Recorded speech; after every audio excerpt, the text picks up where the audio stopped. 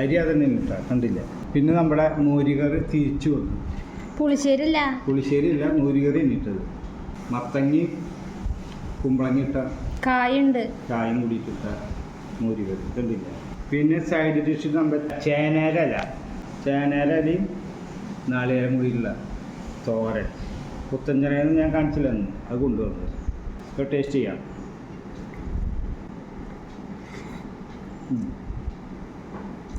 നന്നായിട്ട് കുറെ കാലമായില്ലേ മോരുകറി കൂട്ടിയിട്ട്.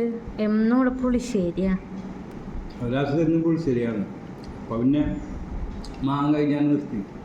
ഇന്ന് മോരുകറി വെക്കുക. എന്തായാലും അത് നന്നായിട്ട്. ഇത് ചേനല പുതുതായിട്ട് അരിഞ്ഞാൽ കുഞ്ഞു ഇങ്ങനെ അരിഞ്ഞാണ്. പടത്തും ചേനല വെച്ചിട്ടില്ല. ചേനലക്ക് ചെറിയൊരു കയ്പുണ്ടാവും. അത് കുഴപ്പമില്ല. ചേനല അടിപൊളി. ഇന്നത്തെ ഫുഡ് എല്ലാം കൊണ്ടും സമ്പന്നമാണ്. എല്ലാവർക്കും വേണം.